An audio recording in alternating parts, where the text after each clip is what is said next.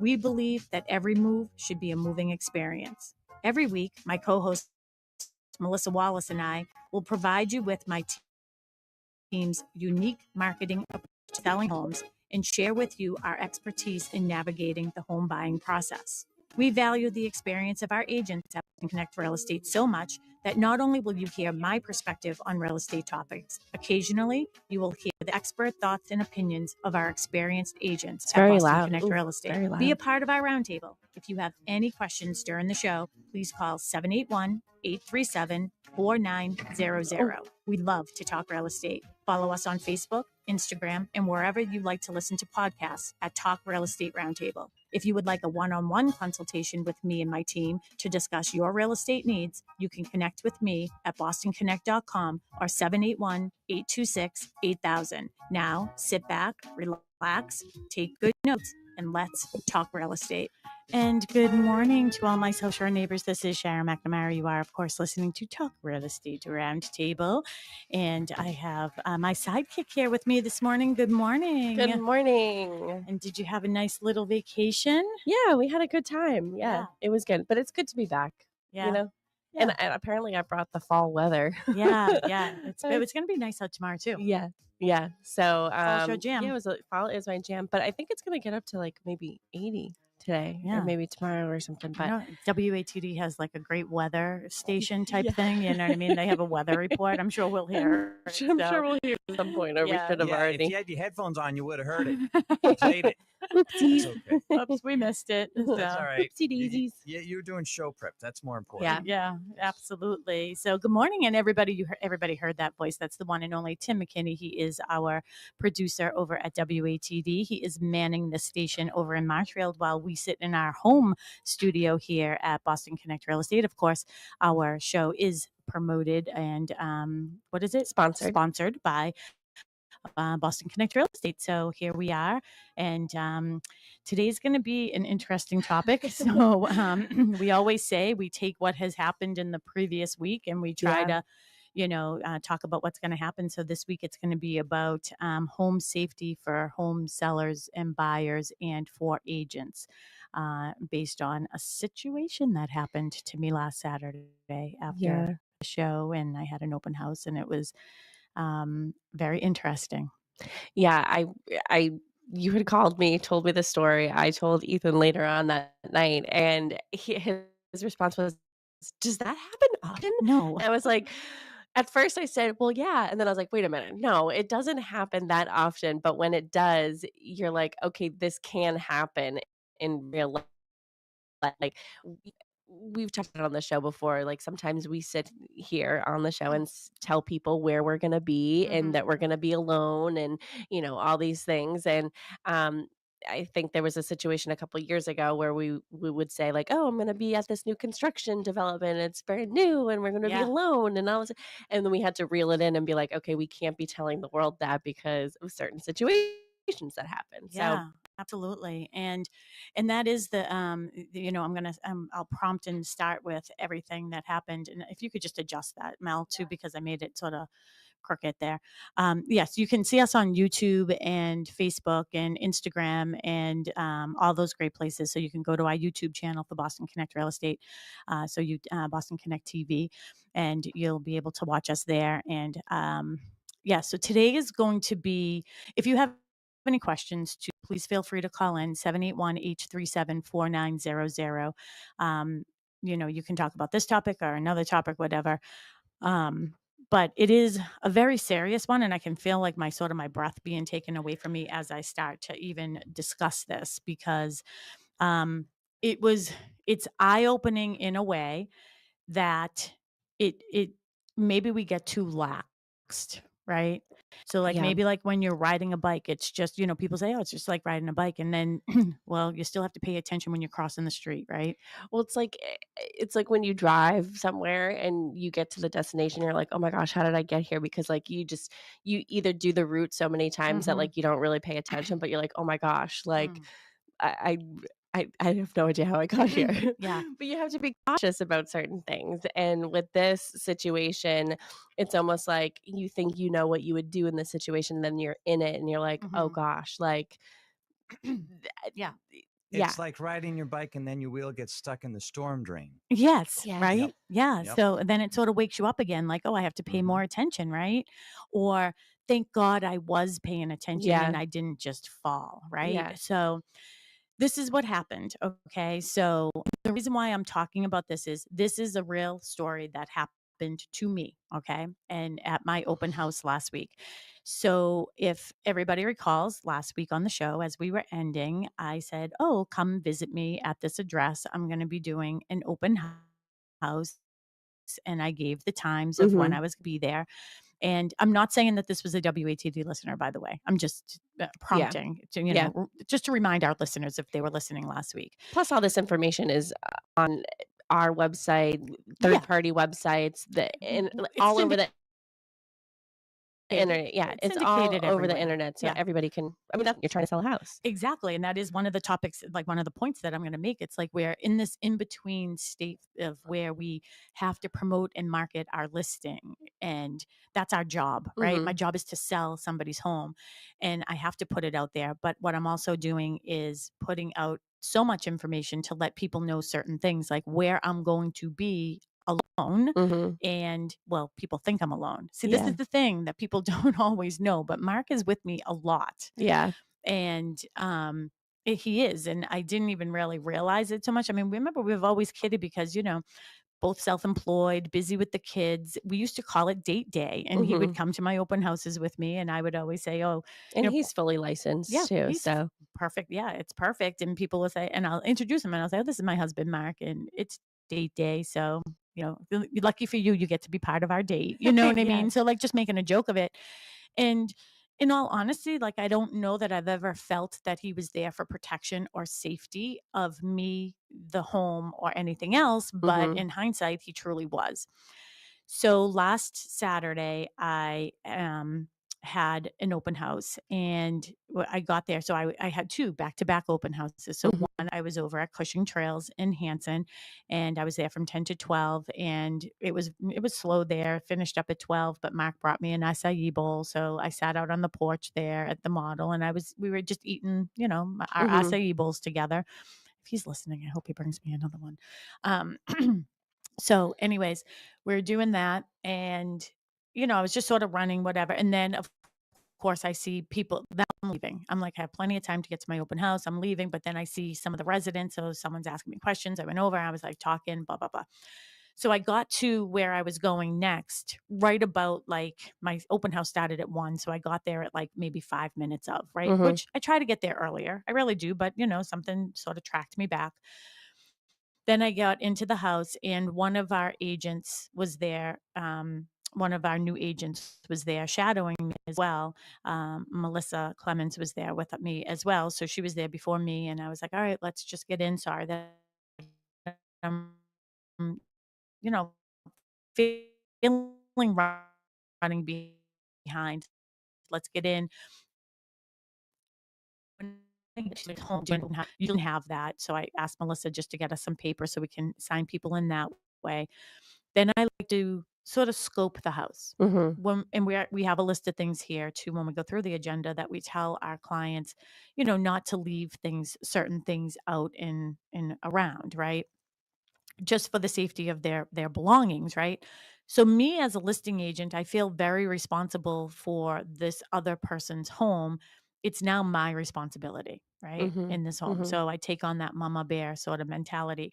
I like to walk around and just make sure that, one, everything from a staging perspective is in its place, making sure that all the lights are on, making sure that nothing is left out. I mean, I tell people all the time, don't leave valuables, but yes, there has been a time that came into my head when I walked into somebody's big walk-in closet and there was a beautiful watch box with 4 Rolexes in it, right? Yeah. So like, that's what I mean by valuables, right? So tuck that somewhere. let's put that somewhere, right? So this house it's a great house, by the way. It's a 4-bedroom colonial, has a breezeway, which is sort of set up like an office, and then a 2-car garage, and then it has an in-law attached to it, so an ADU to it. So it's very compartmentalized. So it's a big house. It's not like like open floor plan though. Yeah. Right. Lots of like older, It's the a traditional, yeah, traditional 4-bedroom box. 4-bedroom box. Right. Plus it has a cabana, Mm-hmm. the pool, a big A yard, lot of space. right? So now I get there, Melissa's there, we're in the house. And Mark comes. So I say, oh, Mm-hmm. can you put out the signs? People are already there. So people are coming in, and I was like, oh, I'm just going to ask you to sign in on this piece of paper. Mm-hmm. And I said to Melissa, I'm just going to sort of do my walk around. So a couple groups actually came in the front door, and then I lost sight of who was coming in because I'm now checking the other areas of the house. And I went into the in-law, and I was like, oh my gosh, there was a man there. Big, Yeah. he was tall. And I was like, oh my gosh, you startled me. And then I'm like, why am I embarrassed that you just scared the crap out of me? Yeah. At Like, my open house. At my open house, everybody And is you came coming in through the wrong door. Yeah, everybody is coming through the front door. You choose to come through the ADU door, the in-law part. And he's like, oh, I used this door. And I was like, very good point. I'm going to make sure that's locked, which was one of the reasons why I was walking around the house, by the way, Yeah. right? Because I would have locked that door. So everyone had to come in the same way, right? Yeah. That way there we can check everybody in. So I was like, oh, if you wouldn't mind just going over to the other side of the home and signing in with Melissa. So I said Melissa, so I don't think he realized that Mark was there and is an agent as well. So I went, looked, did a clean scope of the in-law, and then I came back out of the in-law, and I was like, all right, now I have to go upstairs. I went upstairs, checked, did a couple staging little things. Like for me, pet peeve, I like to take the little rug in front of the shower that people Mm-hmm. put there. I like to hang it over the tub. Mm-hmm. So that's what I did. Anyways, I did a couple little things like that, but everything was perfect. I came back downstairs. I saw where Melissa was. I could see where people were. Hey, do you have any questions for me? Let me answer anything that you have, blah, blah, blah. Sort of just like talking to the few guests that were already there, telling them about the age of the roof, blah, blah, blah. Excuse me, I have a frog. So then I was like, all right, they're here. They're Mm-hmm. there. Mm-hmm. I know where everybody is. I'm going to go over to the in-law, see if there's anybody over there that needs my attention, right? That Yeah. has any questions. Yeah. So I walked into the in-law section and I hear like a noise and I'm like, what is it? So you know how I always say when I walk through someone's home, I walk through the eyes as the eyes of the buyer. I'm looking for what's wrong, Yeah. not for what's right. Yeah. Right. Well, you found something wrong. Oh, I did. So I can hear like something, and I was like, is the dishwasher on and like something is stuck? Something rattling. Yeah, something rattling. Yeah. Or is the washing machine on in the in-law section, and like I can hear something rattling. So I'm like, inquisitively is the best word I can come up with, like sort of listening and sort of walking and sort of looking and trying to pay attention to everything else that's going on. Because now there's like 3 groups of people, not just like one person. When I say someone's in the house, it's not just one person. They're coming in groups. Yeah. And I come around the corner, lo and behold, I see that same gentleman standing at the tenant's bureau, the dresser, tall dressers, rummaging, like frantically rummaging through the top drawer, like crazy. And I looked at him and I was just so startled. And then there are people who say I should have handled this differently and ran out of the house and just let him take whatever. But when you have mama bear syndrome, I'm there to protect like their home and their belongings. Yeah. So I just looked at him. He made eye contact with me. And I was like, sir, what are you doing? And he just looked at me. He slammed the door shut. He goes, I was just looking. I go, you don't look in people's personal property, in people's dresser drawers. Yeah. Like I'm not you selling can, a dresser drawer. I'm selling a house. yeah, you can open a closet door. You can open, is this a utility closet? Is this a closet? linen closet? Yeah. You can't open people's dresser drawers. You don't go through their sheets and say, okay, is this a Satin, queen size? What's the thread count on this? Like you're not buying sheets unless you make it part of your offer. Yeah, exactly. So I was like, sir, I'm going to ask you to come out of the room. So I asked him to come out of the room. And then over my shoulder, I was like, Mark. And he didn't. The first time I was like, Mark. He's like, what? And I go, come here. And so he came right over.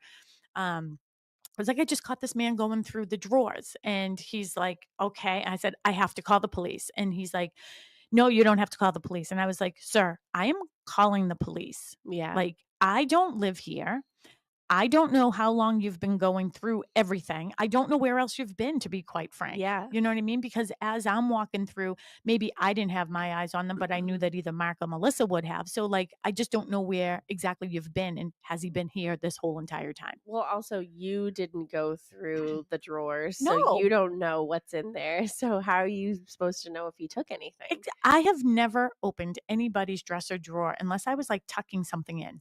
Like, you know, Yeah. sometimes you go into kids' If there's rooms, like a cord or yeah, something like hanging out. Yeah. teenager rooms, like, you know what I Yeah. mean? Maybe like a sock is hanging out of a drawer. You might open it and like tuck it in. And even when, we do photography, do professional photography at all of your listings, and, maybe the seller is there in the beginning and we just say like, hey, we're going to be moving a couple things around and tucking it away, but we always try to put it back where we find it. Like, are you okay with us like opening something and just throw it in? Oh yeah. Yeah. Not a big deal. Yeah. And like kitchen drawers you can open. Yeah. Like, because you're going to be putting your stuff in those drawers one day. You might want to see if there's like dividers in there. You don't go through somebody's soft clothes cabinets. Yeah, exactly. Right. No, but that's things like that. Like, exactly, Melissa. That's why you would do those things. You're never buying somebody's bureau. But that's the thing. Like, you're buying somebody's cabinets, but you're not buying somebody's bureau. Dresser. Certainly never. Right. No. So he was pretty shaken up. I just can't believe that he stayed and like didn't try to leave. Well, he did. So, and he's like, well, I don't have anything in my pockets. And like, he pulled out of his pocket, like he put his hands in his two pockets. He had, I don't even know, in one. And then he had a wooden cross in his other pocket. Oh gosh. And I thought, for the love of Mary, for the Shame, love, I would have been like, shame on you. Sister Helen, Sister Margaret Dolan, all of my nuns from previous lives, where maybe that was the sign to me that I was in God's hand at that moment and that I would be okay. Because that's the thing here. Was it risky of me to stop him in his tracks? Maybe. Like, because you don't know. This is my point. I don't know who this person is. Yeah. And again, you can't judge a book by its cover ever, no matter what.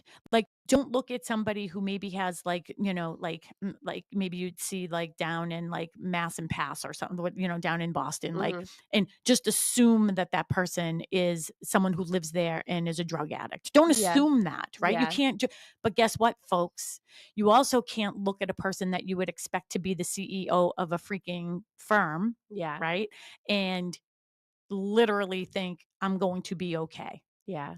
Because that isn't the case either. So we have to go into these situations realizing that we are vulnerable with everybody that is in front of us.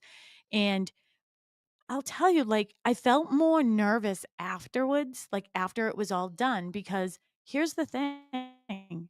I'm still hosting an open house. Yeah.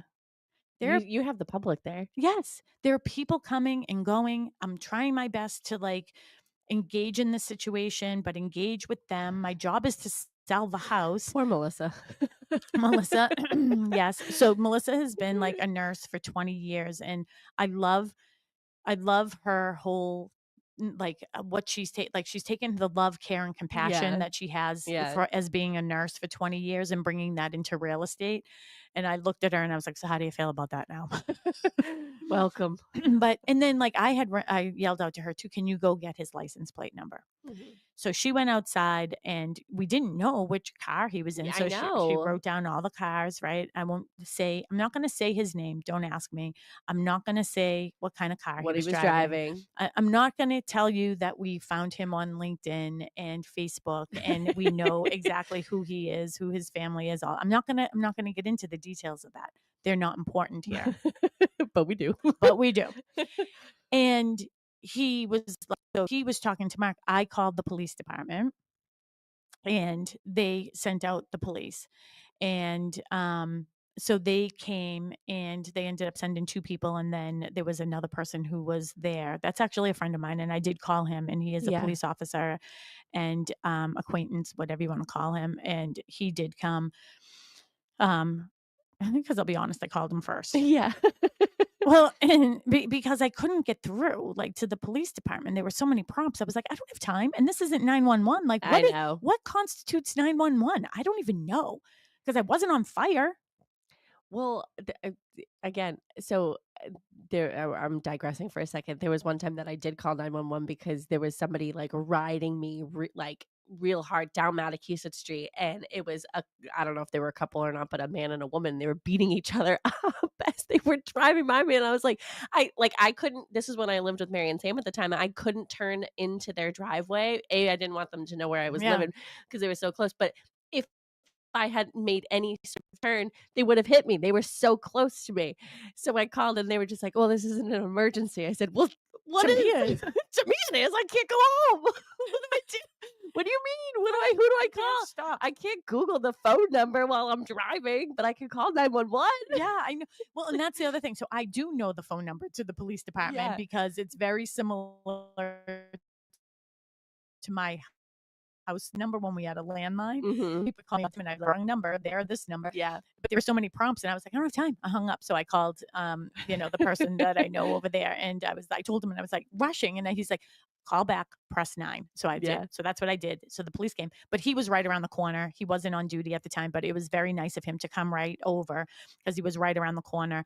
And then the police came, and then I, said, okay, I'm sorry. Like I have to go outside, left Melissa with people inside the house.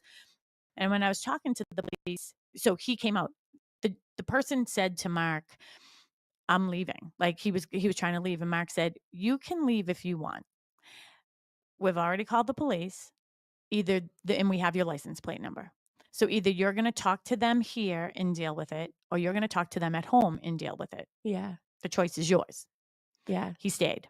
Yeah. So, and when the police got there, they talked to him, they talked to me, told them the situation. And then they said, is anything missing? I go, I don't know. I don't live here. Yeah. Like, I don't live here. This is not my house. So they're like, you have to call. The homeowner doesn't live in this space either. Exactly, because they rent that section, right? Yeah. So I called and they said, you're going to have to call the homeowner. And I was like, she's at a wedding. I don't want to bother her with this right now. Like the whole family's at a wedding right now. And he's like, well, you're going to have to, because I didn't have the person who lived the tenants. So I called her and, I was like, hey, we have a little bit of a situation. It's under control. I don't want you to worry about it. And then she tried to call the tenant. He didn't answer. So she called the son. And I said, I need to know if he has anything. This is where I caught him. I don't know if he was in other places, like in the bed. He could have been in the bathroom, in the linen closet beforehand, a medicine cabinet, anything. So she got in touch with the son, and the son did let me know that there was some things there, right? They're no longer there, by the way, people. So if anyone's listening, there's nothing in this house. So we went back into the house with the police and pulled up opened up the drawer, and like, how am I supposed to know if anything is missing? Like, I don't know what exactly was there.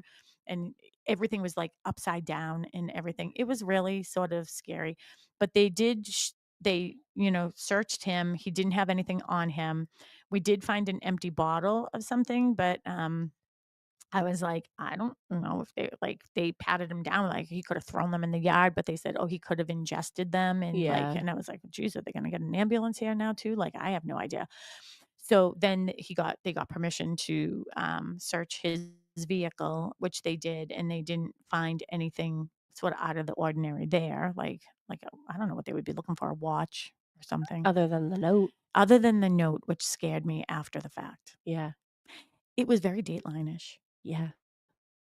Of all the things. I almost, on the plane yesterday, I was going to watch the first 48. If anybody's a first 48, it's about the first 48 hours of an investigation after someone's murdered. Oh, really? Yeah. So your chances of catching a killer after the first 48 hours goes down significantly. Oh, really? So, but I was going to watch it, but I had already seen the episode. But well, we found him in like 5 minutes on oh yeah.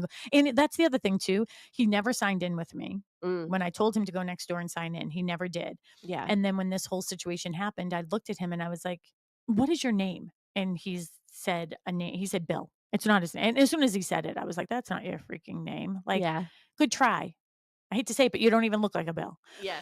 You don't look like a Bill. Wasn't his name. I will not tell you what his name is, but he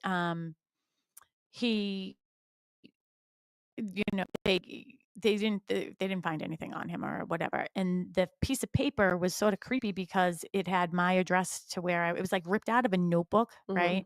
And it had like the address of where I was, and then it had another address. And I was like, oh, very interesting. I was like, I know that property as well. And it's Another also address of an open house that was happening another that day. open house that was happening that day. I was like, and that's also an in-law situation. So these bigger homes, maybe that was his target. Maybe it was in-laws like that. I don't know what the motive was for this. So I called that other agent. She's not part of Boston Connect Real Estate, but I mean, we've known each other. We started together years and years and years ago at the same, we started together at the same firm. And I called her and let's talk to her. She didn't do the open house that day. One of her, someone else did Other it for agents, her. One yeah. of the other agents did it one for her.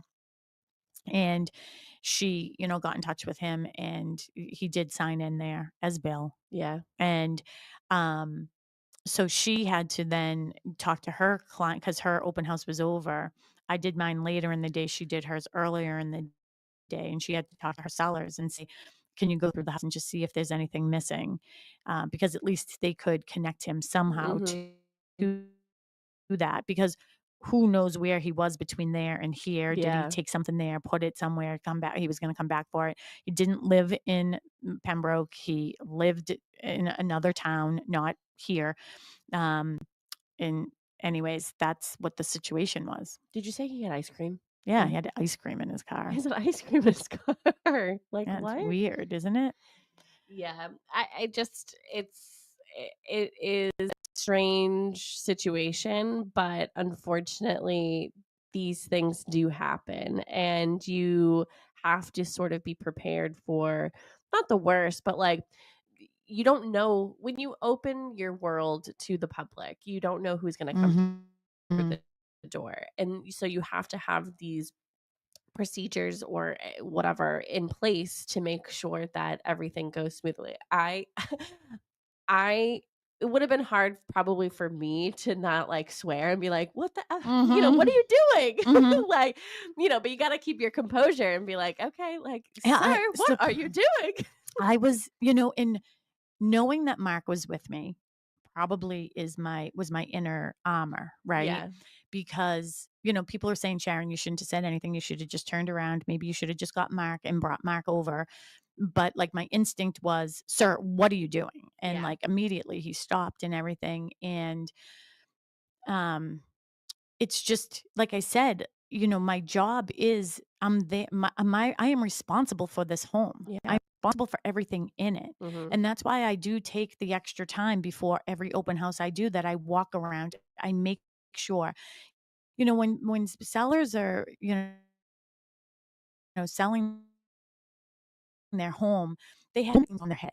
They're preparing for staging. They're getting the house cleaned. They're doing all these things, and maybe getting the kids out, getting the dogs out, and the cats, and like there's so much to do other than, oh, I put my house on the market. Yeah. It's stressful, and I feel like my job is to help people through this journey and take away as much of that stress, or help them through those processes so they're not as stressed.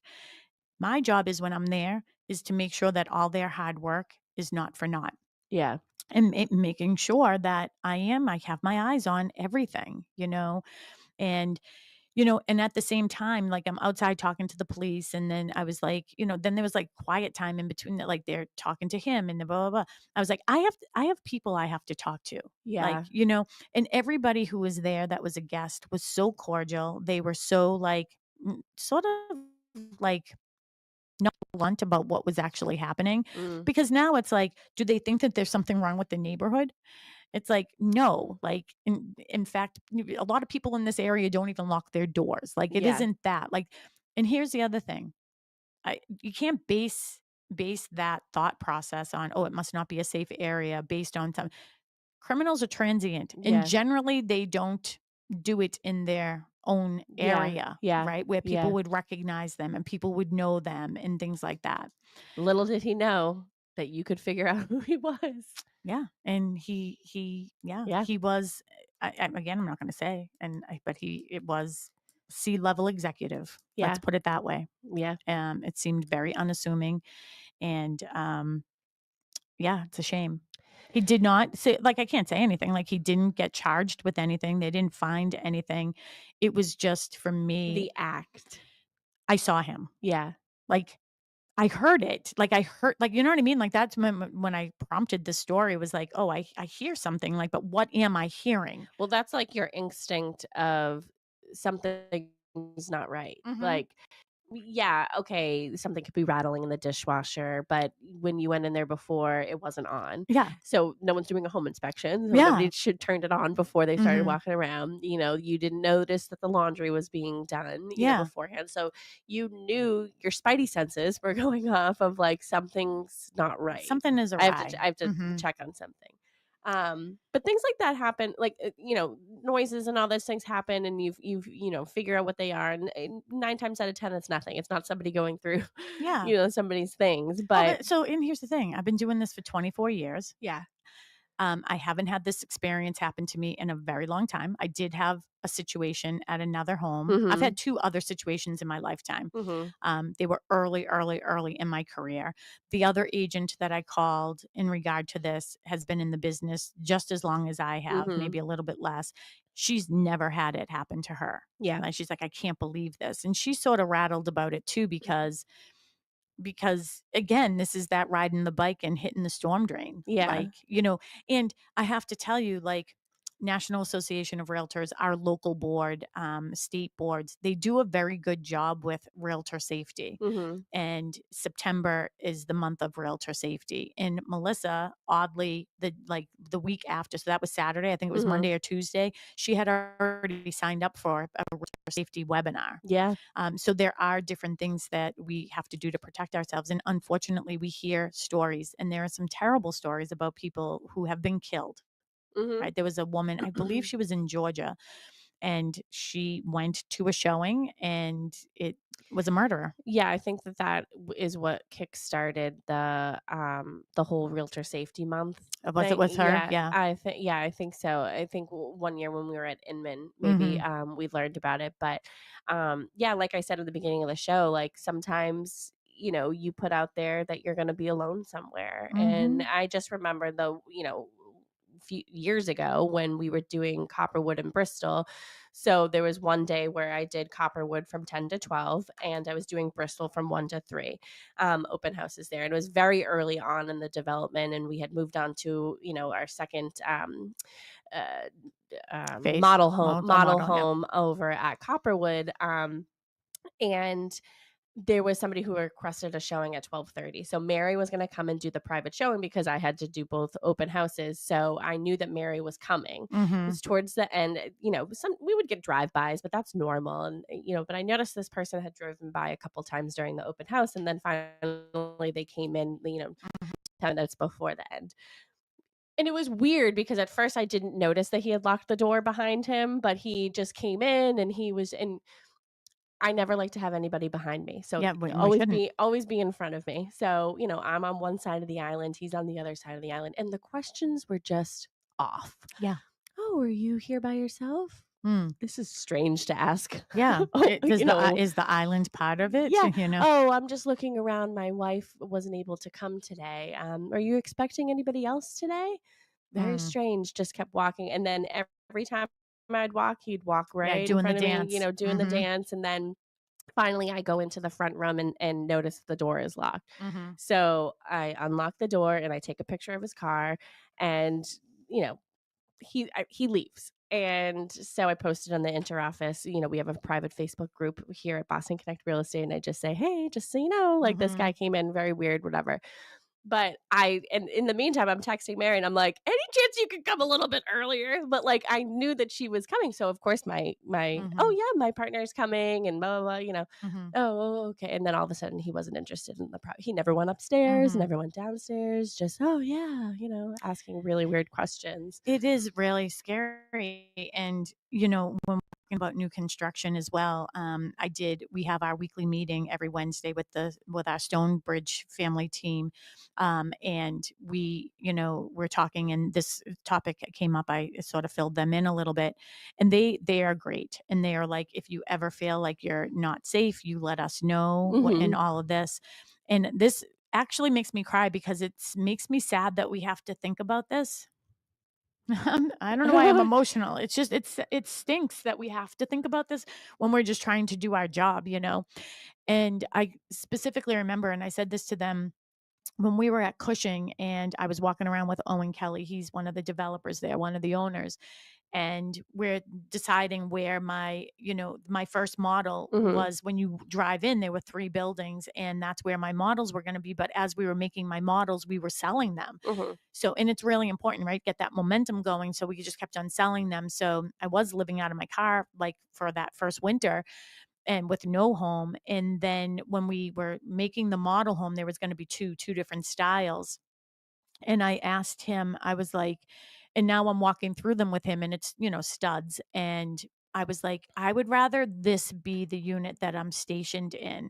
And he's like, okay. And then I was like, well, this is the reason why. I was like, because from here, I can see the road coming in, and I have to have sight of that when people are coming in. Yeah. On the other side of the street, my visibility isn't as great. Yeah. Right.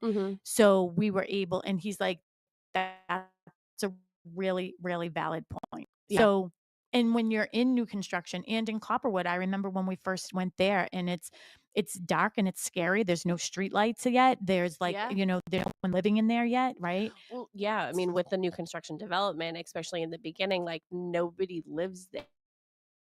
Or like very minimal people, and for the most part people have to have a job in order to afford homes like that, so they might not be home.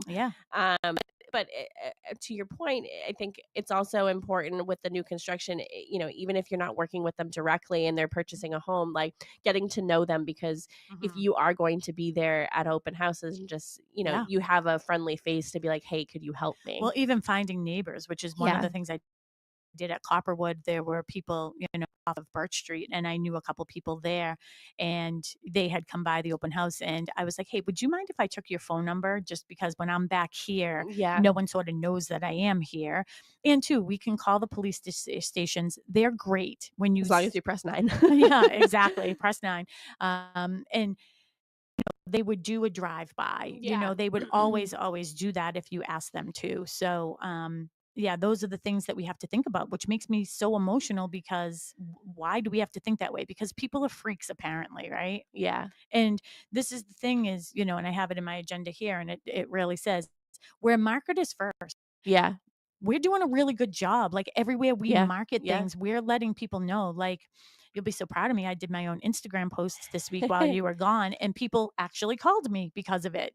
Right. Yeah. So like I'm getting it out there, and I'm sending it out to the world where I am exactly. So, so everybody, if you're just tuning in here at WATD this morning, or just finding us on Facebook and YouTube and all the great places, we're talking about safety in real estate this morning. And this is not a CSI episode. First 48, CSI, yeah. any of those. But if you have questions for us, or if you just want to give me a hug through the airways, 781-837-4900, 781-837-4900.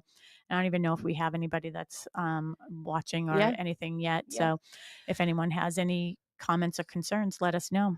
I also think that maybe it's important to say that, like, if you're at an open house and you're a buyer, and maybe the agent wants you to walk somewhere first, or to say, like, just know that they're not trying to be weird. They're just trying to protect themselves, because there is this thing with us where we don't want someone to behind us, especially down a staircase or things like that, because we are trying to protect ourselves. It's not that we're saying like, okay, you're bad or anything. And but people are very gentlemanly too. I hate to say it for gentlemen, but a lot of times gentlemen say, oh no, before you can go before me. And it's like, no, I'm telling you, please go. No, you go first, and then I go after you. Yeah. So now, like, to our listeners, like you can hear, like, So this is Melissa Ann here. Good Excuse morning. me, Sharon. Yes. You have it. I've been monitoring the text line. A text came in about 10 minutes ago from Patty in Marshfield. Mm-hmm. She says, "Hi, Sharon. I experienced something similar, though not open house related. I'm also a, in quotation, she put mama bear Mm-hmm. personality, but I believe you did the right thing." Oh, thank you, Patty. Oh, thanks, Patty. Yeah. Yeah. I don't know why anybody would say that you didn't. Like, I Yeah. feel like That's what I'm thinking too. you were What, are more you just going to stand there conservative. and let it happen? Yeah. Well, I Jeez. think that their point was you don't know who you're up against anymore. Let's face it, where the world is right now. What if Yeah. he had a gun and again, C-level executive in a firm getting caught doing something pretty bad? Yeah. Who knows what he has in his pocket? You know what I mean? Mhm. That he could have taken a gun out of his pocket and shot me. You know what I mean? That would have Yeah. been a lot worse for him. Yeah. But yeah. So because you never know. You It's just never always know. recommended that you just anything in that house can be replaced, right? Yeah. But yeah, and that is the good thing, Patty. Thank you for bringing that up. We're talking about real estate. We're talking about open houses in this situation that happened to me, but it's also happens when we have showings. Mhm. So think about, somebody calls on one of our listings and they want to go and see a property.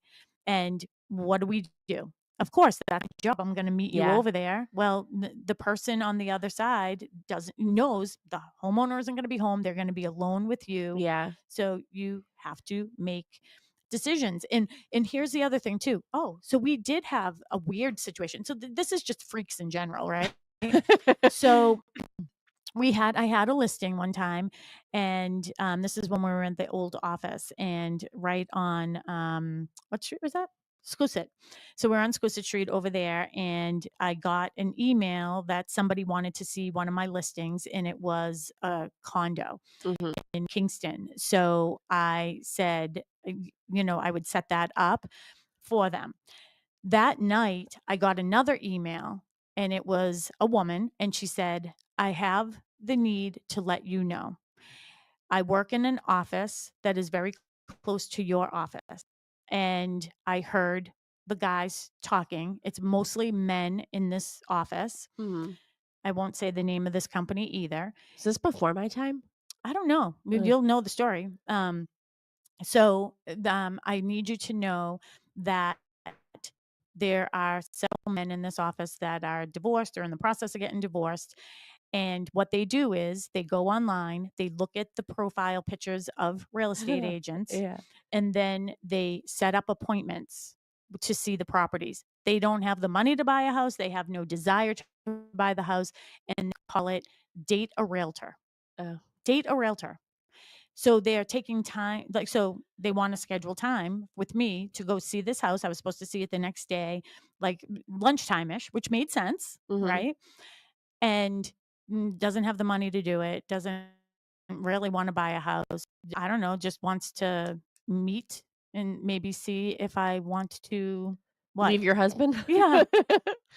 Here's the thing. I haven't met a man yet I'm willing to lose my husband over, and that Yeah. includes you, right? Yeah. So we get this email. So the next day, I'm out conversing with this person in email, maybe even on the call, on a phone call, and I was like, I need you to come by the office first so we can meet at the office first because I have to take a picture of your license and everything else before I can let you go into the house. And he flipped his lid on me. Mhm. I'm going to call your seller and tell your seller that it's difficult for me to see the property, really don't want to sell it, blah, blah, blah, blah, blah. And I'm like, it seems to me like you really don't want to see it. Yeah. He doesn't know that somebody in his office said it. Yeah. People are freaks. Yeah, people are freaks. And there was one time, this was years ago, and you had received sort of like a cold call of somebody who was interested in selling their house in Pembroke, and he wanted to meet sort of later at night. He had flipped his house, and just like the single guy, and you were like, okay, I'm bringing Melissa and Mary, so the three of us roll up thinking that Yep. we're gonna have I to know.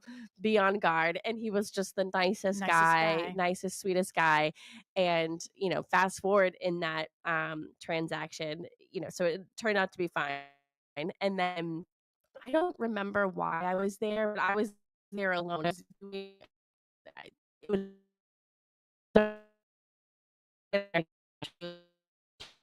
under, and I just remember going down the stairs. The wives were supposed to be there and they didn't Yeah. show up, and it was just two guys, and I just remember being in the basement and going into the garage with these two guys and just being like, oh gosh, I made a mistake. Yeah. I'm like, I'm gonna have to beat them up. How am I gonna beat them up at the same time? I mean, and what a terrible thing I for us, know, right? That it's awful. and we're just doing our job. Yeah. Like, this is our job. And like, people might think, oh, well, real estate agents, they put a sign out on the front yard and then they sell it and they're not worth the value of what, what they get paid. Stop it. Well, stop it. You know, Sharon, you handle the situation perfectly, in my opinion. It's hard to know what to do in the moment, but you did. This is a great topic for new agents like myself, as well as seasoned agents. So, Well, I think that Melissa has that right. Like, you do sort of know what to do in situations, and I think that you're very quick to make decisions. yeah. And I think, yeah, there was no doubt in my mind that you did But handle the it. Dorchester in me came out, but it didn't. It Yeah. was like very calm. It was very calm. It was reactive. And the other thing too is, folks, we Yeah. have 2 police cars out front, an off-duty police officer, this guy out there, Mark is there, like a lot of commotion going on, Yeah. right? And you're And just like, oh, and there's hardwood floors. and the pool liner went in this year, Yeah. and the pool pump is from last year. But people afterwards, and they were asking a situation. I was like, it's really truly not about anyone who lives in this area or anything that normally happens here. In fact, I had to have my client put a doorknob on the door because she didn't have a key to her own door because Yeah. it's usually unlocked. So now all the doors are locked beforehand. Yeah. Even on the market said that had to happen. But people afterwards were saying, you really handled that really professionally. Like, you really did a great Yeah. job. And I was like, thank you. I appreciate that, because not only I'm protecting them too, right? Like, Yeah. you don't know if whoever this person is, what they're going to have, So just risks for sellers. Some of the things I want to get through, I want to make this not about just a story, but give you some value. And you've heard some little bits and pieces in there.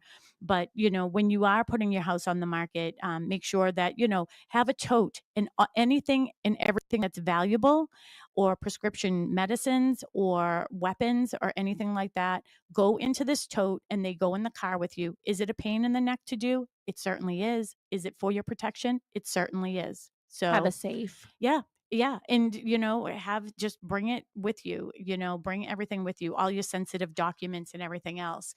One of the things, that's really important too, is some of the things that we do from a marketing perspective is, and you've heard us talk about this before, and now I'm so glad. And I don't put pictures of children's bedrooms in any of my listings, Oh, because yeah. people have Johnny on it, Molly, everything is all about, the child's name all over the place.